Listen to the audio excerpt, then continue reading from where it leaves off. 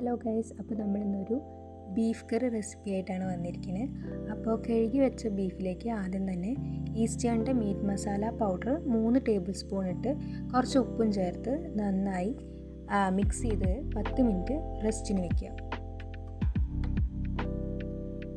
ഇനി ഒരു കുക്കറിലേക്ക് ആവശ്യത്തിന് എണ്ണ ഒഴിച്ച് കുറച്ച് ഉലുവ ആഡ് ചെയ്ത് കൊടുക്കാം.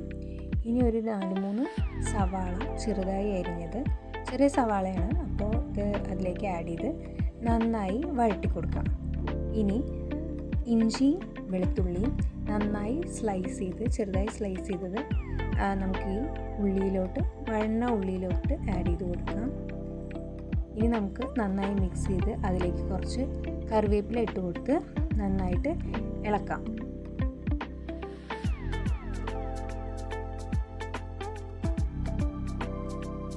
ഇനി അതിലേക്ക് ഒരു 2-3 തക്കാളി നടു കീറിയത് ഇട്ട് കൊടുക്കാം.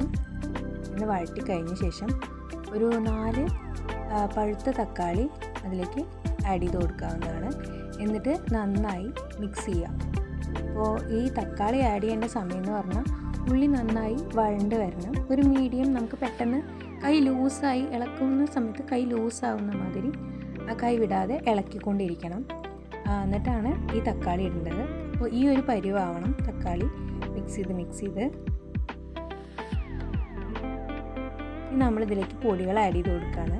അപ്പോൾ ഒരു അര ടീസ്പൂൺ മഞ്ഞൾപ്പൊടി ഇട്ട് കൊടുക്കാം. അതേപോലെ 1 സ്പൂൺ മല്ലിപ്പൊടി ഇട്ട് കൊടുക്കാം. അതേപോലെ തന്നെ 1 സ്പൂൺ തന്നെ മുളക് പൊടിയും കൂടി ഇട്ട് കൊടുക്കാം. എന്നിട്ട് നമുക്ക് നന്നായി ഇളക്കണം. അപ്പോൾ ഇത് ലോ ഫ്ലെയിമിലാവണം ഇടേണ്ടത്, അല്ലെങ്കിൽ അടി പിടിക്കാൻ ഭയങ്കര സാധ്യത കൂടുതലാണ്. അപ്പോൾ ലോ ഫ്ലെയിമിൽ ഇട്ടിട്ട് വേണം പൊടികൾ ഇളക്കാൻ വേണ്ടിയിട്ട്, മിക്സ് ചെയ്യാൻ വേണ്ടിയിട്ട് ഇട്ട് കഴിഞ്ഞ് ഇനി അടുത്തത് റെസ്റ്റ് ചെയ്യാൻ മാറ്റി വെച്ച് കഴിഞ്ഞാൽ ആ മീറ്റ് നമുക്ക് ഇതിലേക്ക് ഇട്ട് കൊടുക്കാവുന്നതാണ്. മിക്സിലേക്ക് ഇട്ട് കൊടുക്കാം. എന്നിട്ട് കൈവിടാതെ നന്നായി ഇളക്കണം. ആ മസാലയൊക്കെ മീറ്റിൽ നന്നായി പിടിക്കണം. നന്നായി പിടിക്കാൻ വേണ്ടി നല്ല പോലെ അടിയിൽ നിന്ന് മുകളിൽ നിന്നൊക്കെ മസാല മുകളിലേക്കിട്ട് നന്നായി മിക്സ് ചെയ്യാം.